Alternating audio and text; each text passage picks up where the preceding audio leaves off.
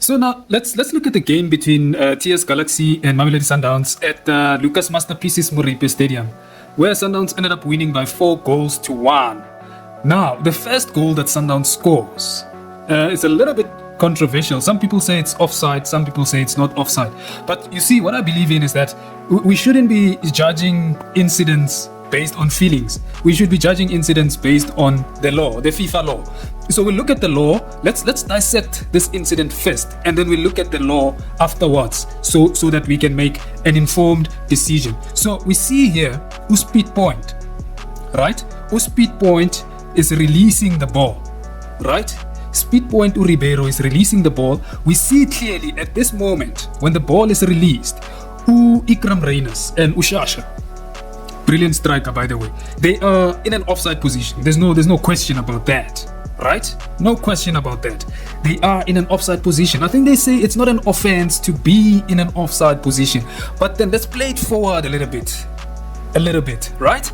Then we see there, Ushalulile is interfering with play, right? He's interfering with play. He's off the ground behind the TS Galaxy defender, right? So he's interfering with play. The TS Galaxy defender is gonna flick the ball. He flicks the ball and then it falls, it goes to Ikram Reyners, right? The ball goes to Ikram Reyners, and then Ikram Reyners receives the ball, and then he passes Ushalulile, who is in an onside position, and then Shalulile, perfect finish, scores the first goal for Mamelodi Sundowns, right? By Koneni, by a celebrator. But then, what does the law say about this incident? Because some people are saying, no, it's not an offside because the TS Galaxy defender flicked the ball, right? But when the ball was released, the two Sundowns players were in an offside position. Now, let's see what the law says. Let's look at the law. We're going to come to ChatGPT. We're not using DeepSeek because DeepSeek takes too long to reason. So let's ask ChatGPT to state and explain the relevant FIFA law that deals with offside,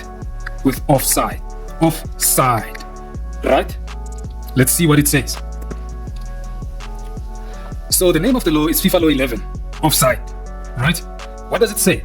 A player is in an offside position if they are nearer to the opponent's goal line than both the ball and the second last opponent when the ball is played to them.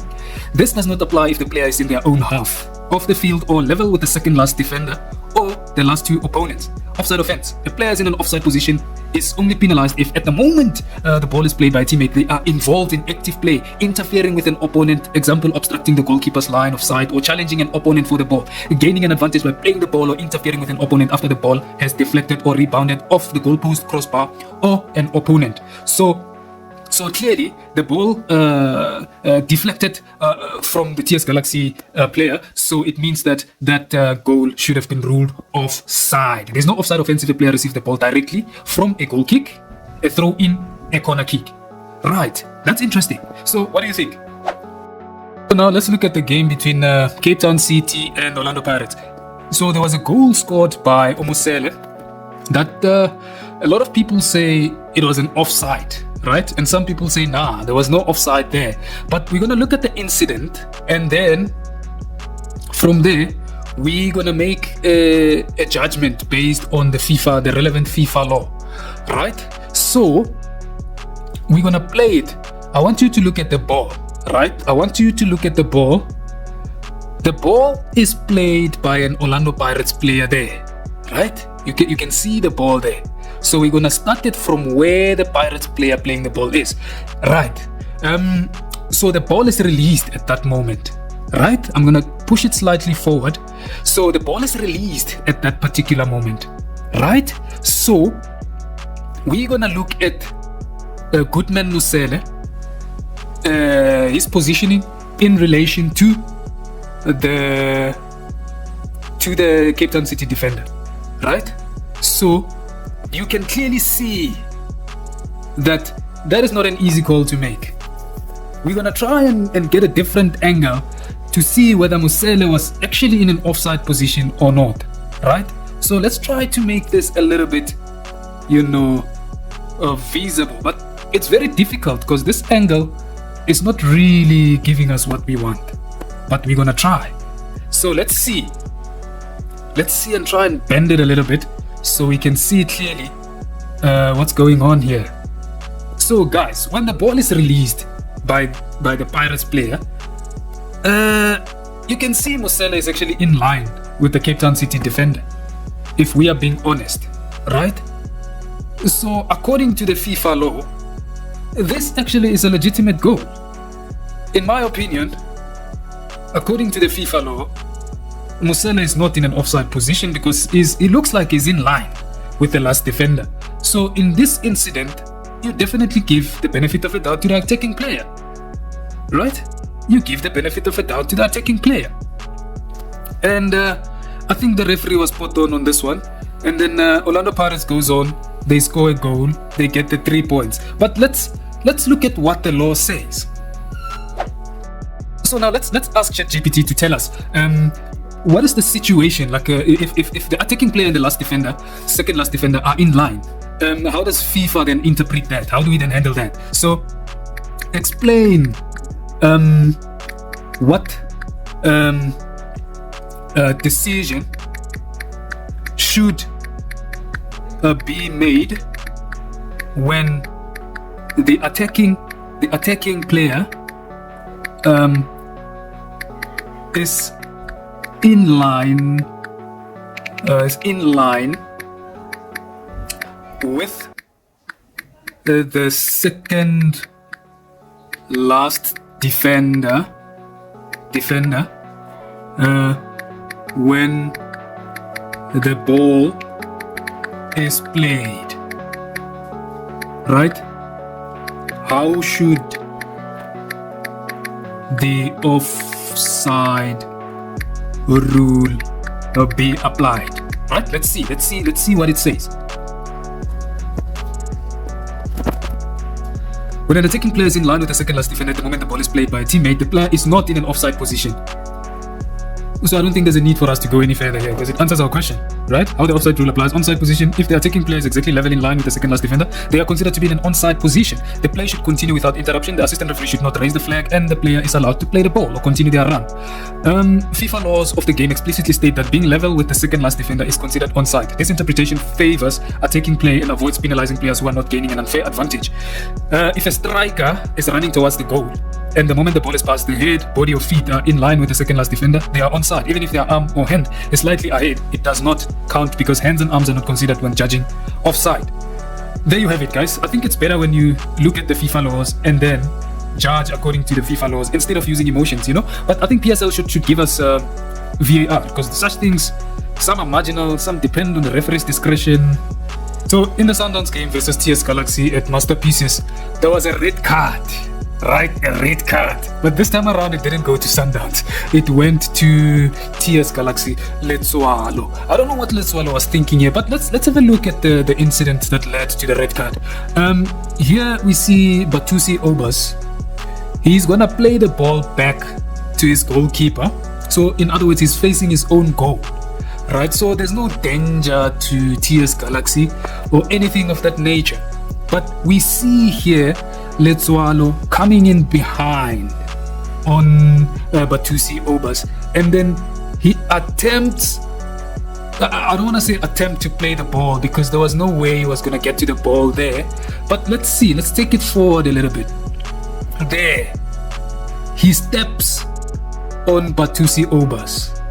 Now that's a career-ending tackle, right? And that's malicious, that's reckless, that's careless, that's endangering the opponent's the opponent player. So, and then we go forward, and then he receives the red card. I don't think there's any debate about this one. Letsoalo there, that was just unnecessary. But again, let's see what the FIFA law says. But I don't think it's necessary for us to go there. I think it's a well-deserved red card. Yeah, look, I mean, that is just unacceptable. He even tore the Batusi Oba sock. You can see there, it's torn. So yeah, I mean, red card, we don't even have to go to the FIFA laws for this one. It's pretty much obvious. Tackle from behind, unnecessary, no danger, nothing. Red card, let's swallow.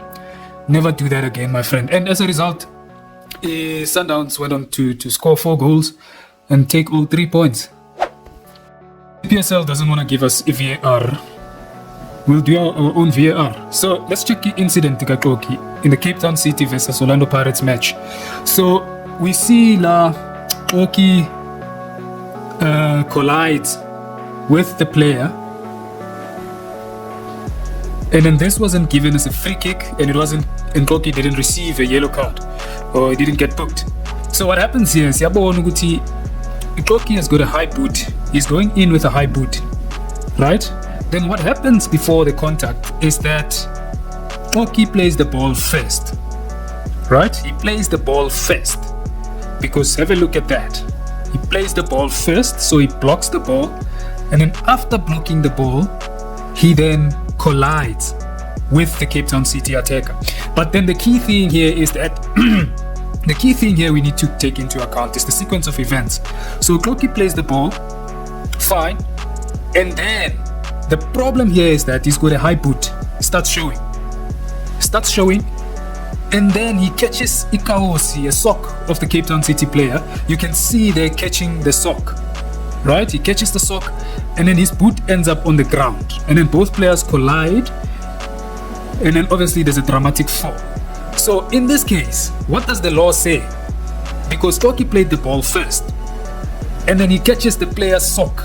He nearly caught his shin, right? Which is dangerous play. So the fact that Nkoki didn't get a yellow card, the fact that a red card wasn't shown, the fact that a free kick was not given, becomes a little bit questionable here. So I don't know, what do you think about this one? We'll check what the law says about foul play and tackles like this. Okay? Now let's check what ChatGPT tells us in terms of foul play and tackles and stuff like that. I'm gonna use ChatGPT because it takes too long to reason, right? So let's say explain the FIFA law that speaks to foul play and tackles, right?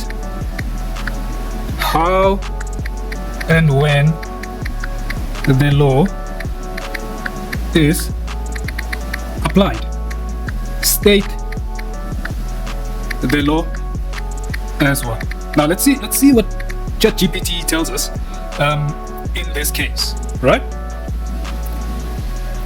Let's see. FIFA laws of the game address foul play and tackles under Law 12, fouls and misconduct. Here's how it works, right? We're gonna skip the definition. We want the actual explanation here. Right.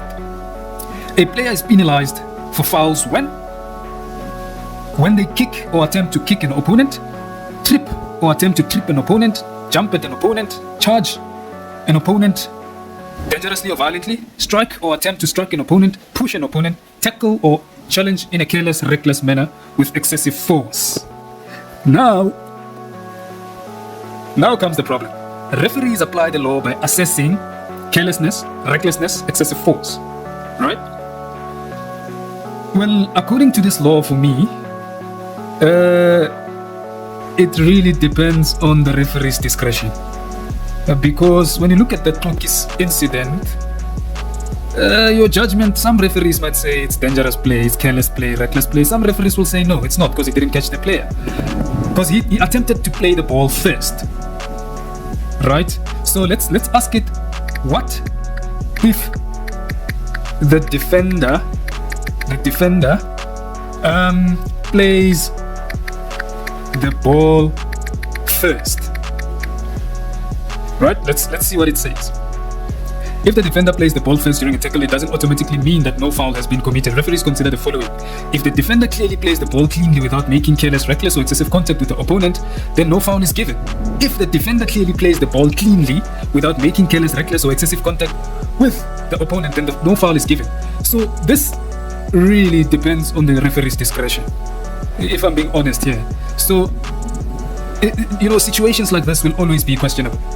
If I'm being honest, the tackle is made carelessly, resulting in contact that trips or impedes the opponent. The challenge is reckless, showing disregard for the opponent's safety. High foot or two-fouled lunge, right? Excessive force endangering the safety of the opponent.